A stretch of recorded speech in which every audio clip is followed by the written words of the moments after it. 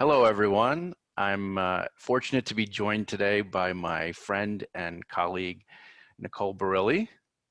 Nicole, how are you? Hello.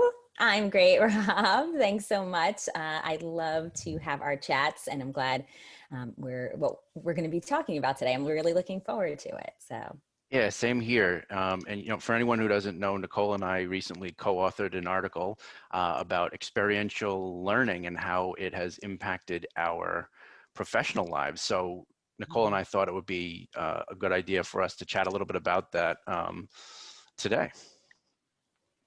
And so we kind of broke it into four categories.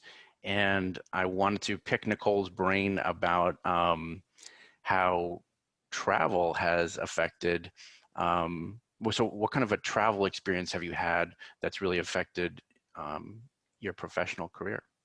Yeah, thanks, Rob. So, like we both love traveling, and I love hearing your stories. The story that came to mind when I thought about how travel impacted, my career and how I work today is a few years ago, about 3 years ago, I went to Morocco on a 10-day trip, kind of a road trip, and with some friends and sisters, and we decided not to get a GPS essentially. So we didn't have our phones to navigate. None of us spoke French or Arabic.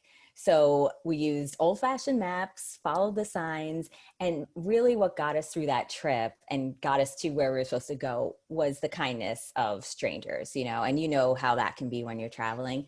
And so I try to remember, these stories and these experiences because there were people, we didn't speak the same language. They didn't know who we were. We've never met these people. We've had people, just say kind of with sign language, just follow me. And they would get in their cars and drive 20 minutes out of the way just to make sure we got to our hotel.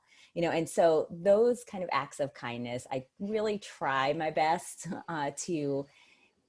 to think of those when I'm working and try to be as kind and thoughtful as I can to other people.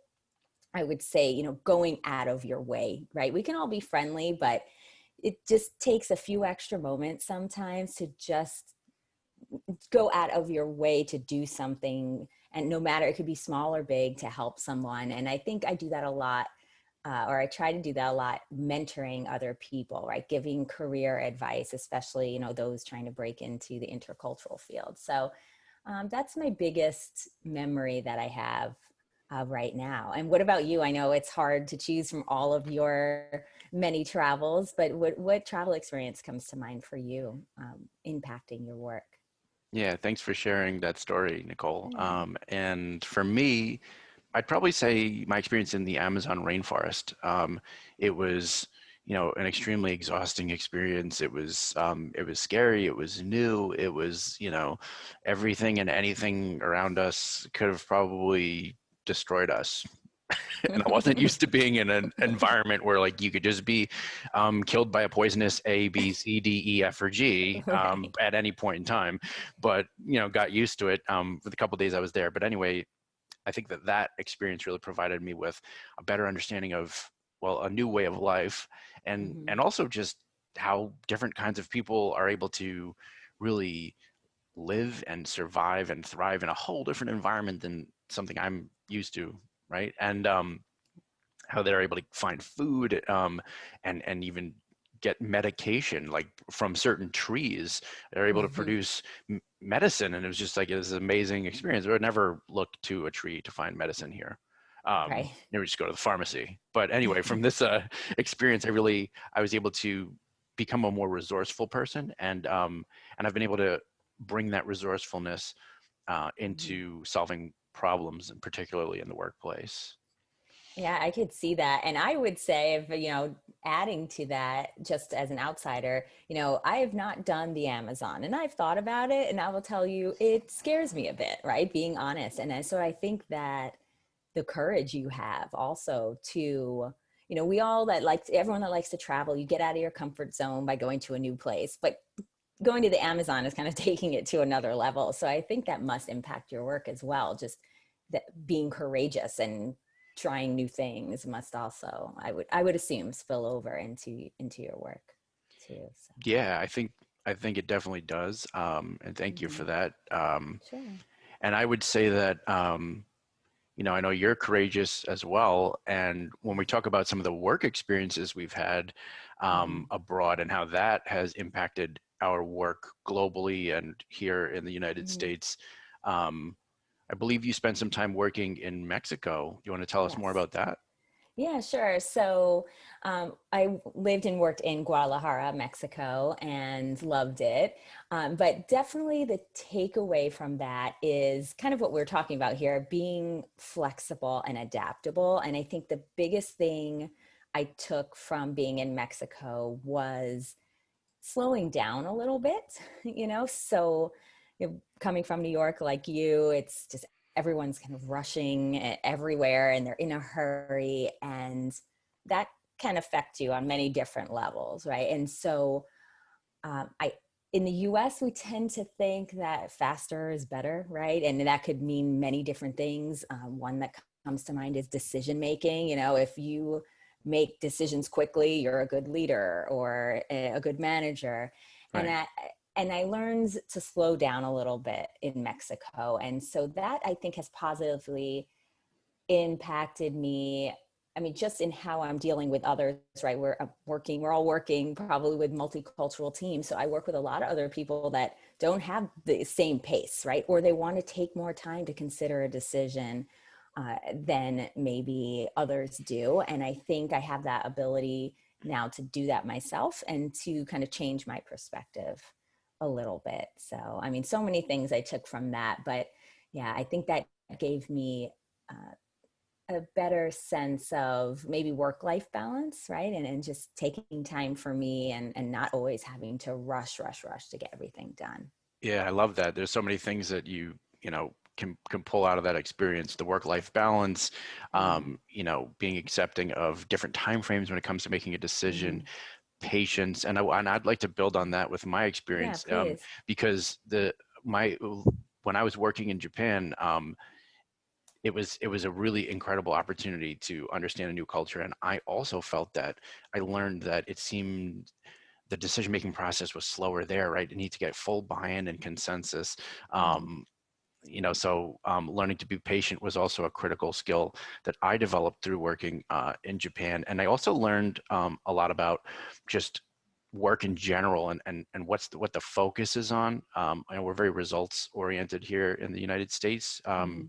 Usually, it's going to depend on the company, but I would say overall we can say that, and it's much more process and relationship oriented in Japan. And so Mm-hmm. I learned that um, while it had always been important for me to develop relationships with coworkers here in the United States, it was doubly, if not triply important in Japan to make sure to build those relationships and to maintain those relationships through social events, Mm-hmm.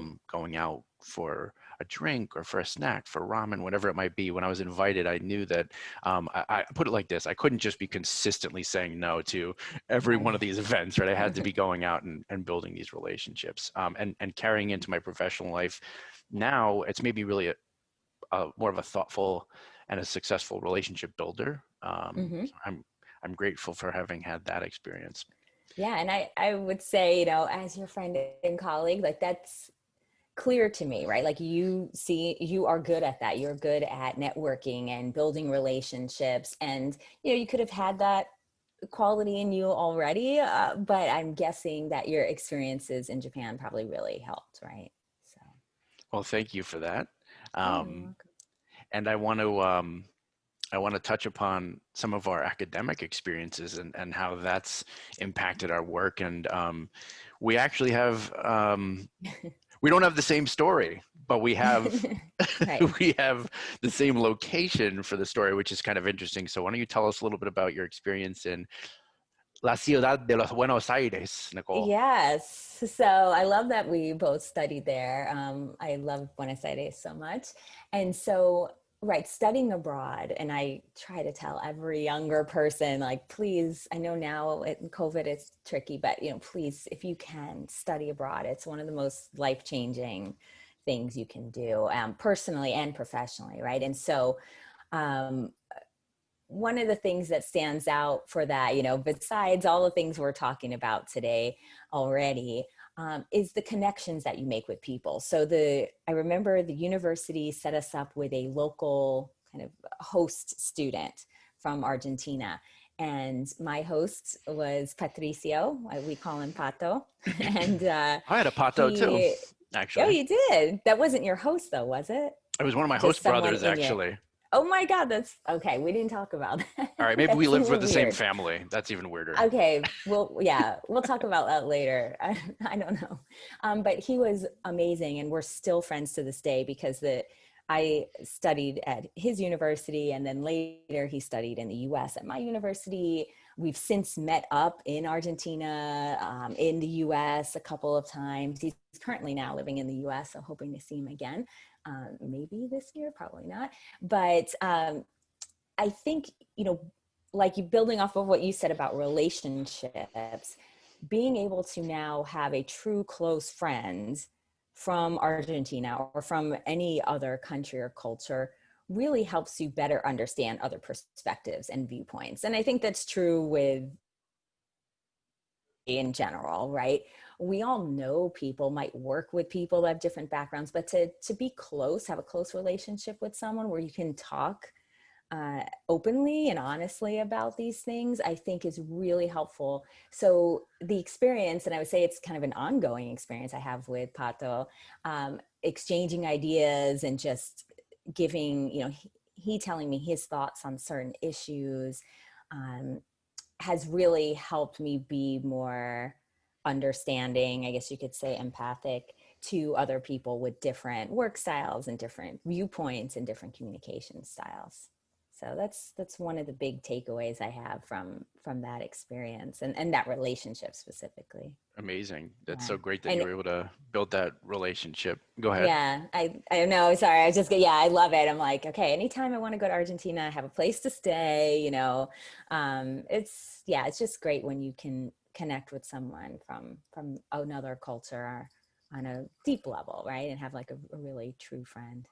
Yeah, and And what's now oh yeah, what about your time? So in Buenos what I was going to Aires? say, what's cool is that I Yeah. can see sort of the roots of this, that skill you developed, this relationship building with folks from across different cultures. Even in our time when we worked together, I could see that, you know, Mm-hmm. you're such a passionate leader and someone who was supportive and understanding and was able to build those relationships across cultures because we had a very diverse team. And so your ability to connect with people from, well, all the team members and to create a cohesive unit that functioned spectacularly, might I say, was pretty remarkable. Thanks, Rob. You're We had the welcome. best team. Shout out to our old team. Shout out to our old team. Yeah. um, and right, so I also studied abroad in Buenos Aires. I also had a Pato friend who was my host brother, and this experience really allowed me to gain a new perspective by observing and engaging with a new culture. What I found from it was, what was interesting is by having a better understanding of these different crucial elements of the culture, of Argentine culture, tango, mate, dulce de leche, things that people kind of think of like classic items, but and going even deeper than that, right? Really understanding the deeper core elements of Argentine culture. It's allowed me to connect on a deeper level um, with Argentine people throughout my professional career. Whether it was a trainer or a person in an organization, it's allowed me to create these meaningful and long-lasting relationships Mm-hmm. with folks from Argentina. Oh yeah, I could see it right when you meet someone. I'm sure you've had this experience, and they, you know, they find out that you've been to their country. It's like, what? Oh, you know, because it's not, you know, a lot of Americans don't venture to South America, at least not first. They usually go to Europe, right? And so when they find out, oh, you've been there, like, it's just, it does open the door, right, for a relationship to begin, or for, you know, a better work relationship or personal relationship. So yeah, Game changer. that's really cool. Mm-hmm. For It sure. really is. That's why we just have to keep traveling to every country in the world. I mean, Exactly. it's like our duty, I feel Yes. like. Yeah. And Right. This way we'll be able to connect with every single culture. But There you what I go. would say, and just side note, Hmm. is that before we come on the touch on the volunteer experience, something that I definitely noticed about you and respect about you is sort of this cultural fluidity element, right? Because well, while we haven't visited every country in the world yet, um, Get. keyword yet, um, there is something to be said about building sort of a skill set of being able to adapt on the fly, meet people Hmm. you don't know, just to kind of build a relationship and work from there. Just and to be able to do this, build rapport, and do that relatively quickly. I think it's something you're really Yeah. good at. Thanks, Rob. I appreciate that. But you're right. Like people ask that question a lot. Like, what is kind of the key to maybe cultural competence or working across cultures? And I always say, I mean, I'd probably say a few different things, but it's building relationships and communication. But really, it's adaptability. And so you might have skills, but if you don't use them, right, if you don't actually adapt or change your behavior, then it's just knowledge at that point, right? You're not really going to bridge any gaps because you need to actually change behavior, and I think that's the hardest thing. So but Yeah, thanks. yeah, no, agreed. Yeah. Behavior change is one of the Yeah, toughest it's things to tough. do. Hmm. But yeah, Absolutely. so let's look at our the final category that we touched on in the article was Sure. volunteer experience, right? Yes. So tell me a little bit about the volunteering experience that is most memorable and or most impacted your work today. Yeah, so I would say it was, I used to volunteer for international students, high school students coming to the United States. And so I was the liaison for a student from Bolivia who came to the United States to study for a year. And so I was basically her point of contact. And what and this was a while ago, so I was younger. This could have been 10 years ago. But what really struck me from that was, well, one, it was a volunteer experience in the US, but with someone from another country, another culture. And so our discussions that we always had, and we would meet up, what I learned was really to hear what it's like from someone else. I don't like to use the word foreigner, but a foreigner, or a outsider coming to another country. I mean, I've lived that experience going to Argentina or to Mexico, but to hear someone's experience coming to the United States as an outsider, feeling like an outsider, that sticks with me.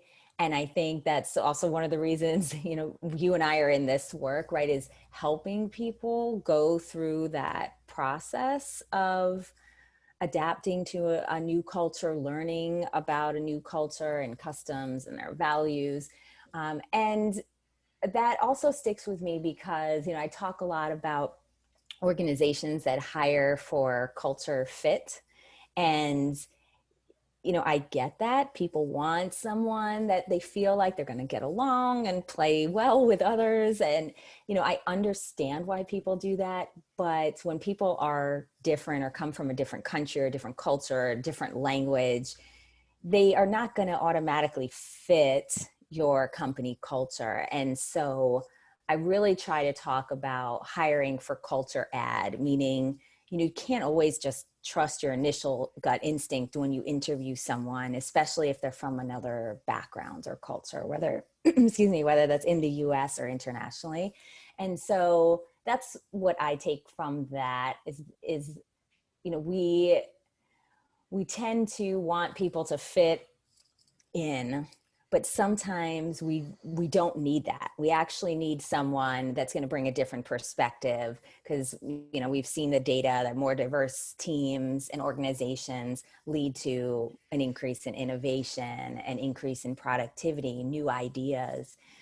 So I use that experience to kind of just remind me of that, and to kind of spread the word that companies do really need to get out of that comfort zone of hiring for culture fit and look for other unique things in people that are going to just add to your organization.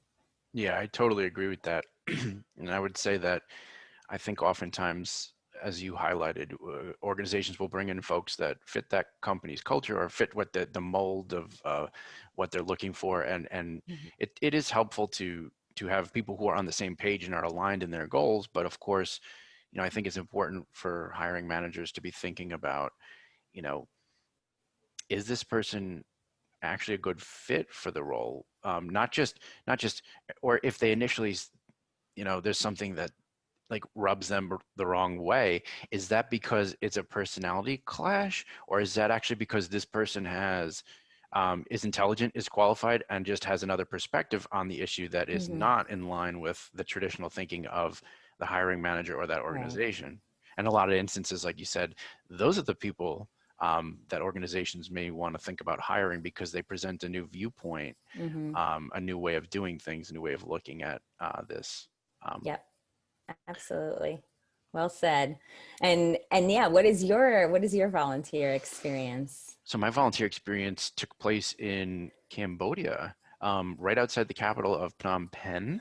And I remember where I was staying, there was a gentleman from a local organization came in and started talking about the work that he's doing, this volunteer work, bringing clean and drinkable water to local villages that didn't have it on their own. And in the process, they were also providing an opportunity to educate um, these students. Hmm. And so I thought it was a really cool idea. I said, yeah, I would love to do it. I went out there for the day, and just like, you know, when our like truck rolled around to the village, like just seeing all these kids like running out of their homes and like, just so happy, joy, glee. You could just feel it in their smiles and their hearts. They were like so appreciative, so happy to have fun with us, but also like thankful for our time. And um, you know, I could feel that just by the process of teaching English, and then during like the lunchtime, just looking at talking with a child about her drawing that she did. Like she was just so excited to talk about it, right? Just having these experiences where you're able to exchange information and educate, um, was a very powerful for one for me, and it definitely influenced me to be more of a kind and considerate and caring person, especially when it pertains to negotiations in the workplace, whatever those might be. Yeah, I think that's great. And I think those of us that maybe have worked with children or kids, that I think you get that, right? There's this, they can make you pull your hair out as well. But That's true. but generally speaking, in a volunteering type role, I feel like they can bring so much joy. And a lot of times as adults in work, we're just stressed out, and then sometimes spending time with kids can teach us a lot about joy and happiness, and just kind of letting go of some things. So yeah, that sounds like an awesome experience. Yeah, it certainly was. And what I would just say to our audience is, sort of in conclusion of this discussion, um, Nicole and I just really wanted to highlight how important experiential learning is, and how important some of the experiences we've had, just to varying capacities all around the world, have been in influencing our professional lives. And Nicole, is there any final thoughts you want to leave the audience with? I guess I would say, yeah, I mean, it's when people think about cultural competence, or how do you build that, or how do you build a global mindset. I know it's tough right now with travel, but you have to have these real life experiences, if you can, right? And so right now you can do things virtually. There's plenty of, even Airbnb has virtual experiences. You can take a boat ride, in the Netherlands virtually from your computer. Like, there are ways you can still interact with other cultures from home. And I just encourage people to do that, because right now it's obviously tough to travel, but having these experiences really help you learn. If you're just reading about it, probably not going to do it alone. So yeah, just get out there and try something new. Agreed, and thank you for adding that. And in conclusion, I would say that Nicole and I have such a great relationship that she and I could probably speak to for the next You know. 3 to 5 hours. But we're going to spare you, the audience, the additional 2.5 to 4.5 hours. Um, You're welcome. so with that, we'll say thank you very much for taking the time to watch our discussion today. And here's signing off from New York and from Cleveland, right? Yep, that's where I am. All right. Thanks, Rob. Thanks so Great to much, see Nicole. you. See ya. Talk to you soon. Okay. Bye.